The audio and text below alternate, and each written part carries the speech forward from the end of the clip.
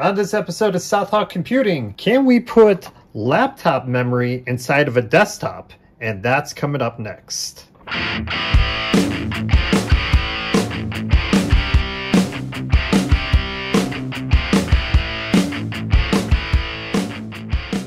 What's going on YouTube? Dan from South Hawk Computing, and today we are going to attempt to install this tiny little laptop memory into a desktop. Now, one may argue, well, how exactly are you going to do that when desktop memory typically looks like this compared to this guy? Well, apparently there's been a solution on the market for some time now.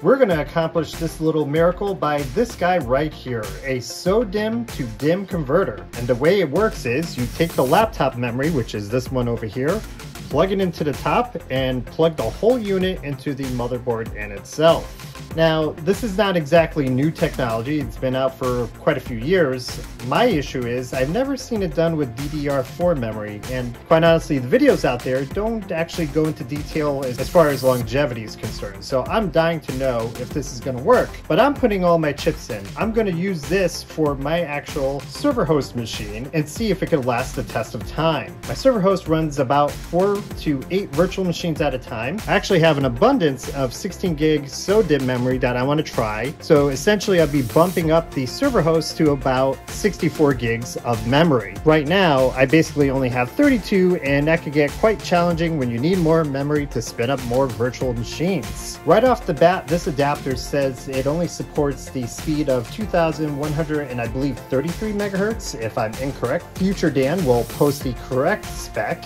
So what I want to do first is go into the BIOS of my server host and set the clock speed to the 2133. So let's do that right now. Let's install the SODIMMs into the SODIMM adapters.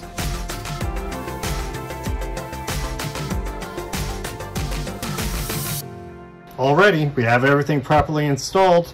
Now for the scary part, let's put it into the server host and see what happens. So I just tried to turn on the computer and it did not want to turn on. Very interesting.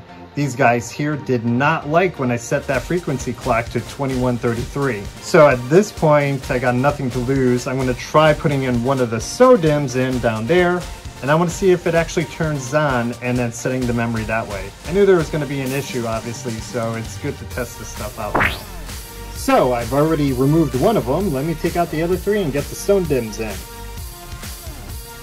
Actually, let me just try it with one, and I want to see if it turns on.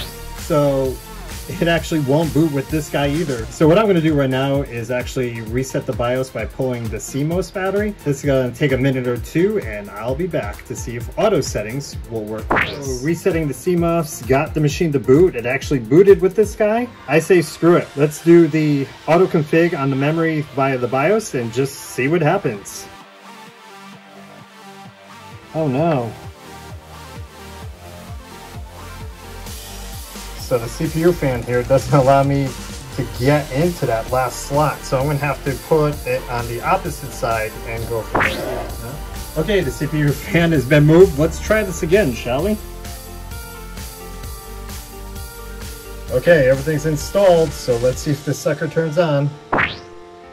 Okay, time for the moment of truth. Here we go.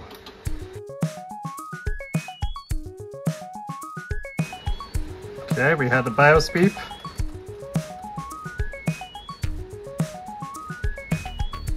System info is showing 65 gigs. Well, the conversion, it's 64 gigs of RAM. Okay, let's see if this guy boots. So everything is booted up and fine so far. As you can see, it's reporting 63.9 gigabytes of memory, and it's actually running at 2666 megahertz. So technically we're past the recommended clock speeds for the SODIMMs, but I'm kind of curious to see if it behaves itself, because that's what the actual memory is rated for. So let's do our long-term test. I'm going to spin up some virtual machines. If all goes well in 24 hours, I'll probably see you guys in a month, which will be a few seconds, and we'll go from there. And as you can see, the date today is July 17th, 2022. Regardless, we'll see you in the future. And we are back.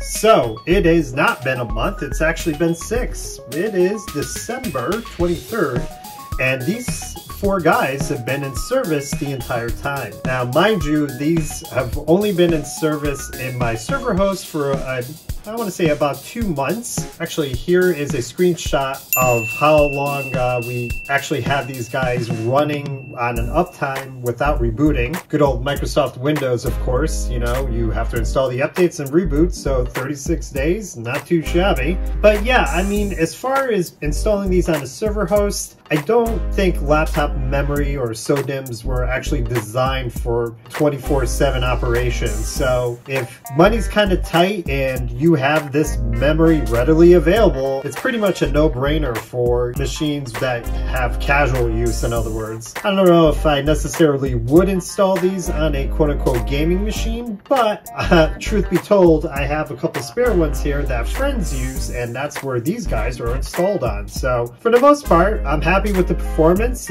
These adapters do work, which is kind of surprising to me in some regard. I think it's hilarious that Windows actually detected them as SODIMM through the adapter, which was pretty neat as well. All in all, I'm pretty happy with this purchase, and I would definitely recommend it for a non-server, non-gaming application. But if it's somebody like a family member who's low on memory, this could actually be a nice alternative to get them up and running. Well, that pretty much sums up my review of this. If you would like to see which one I purchased, there is the model number on the bottom of these guys here. I'll also post the Amazon link in the description below. Please do give this video a good old thumbs up, subscribe to the channel, and join our forums. It would be greatly appreciated. As always, this is Dan from Southall Computing, and until the next time.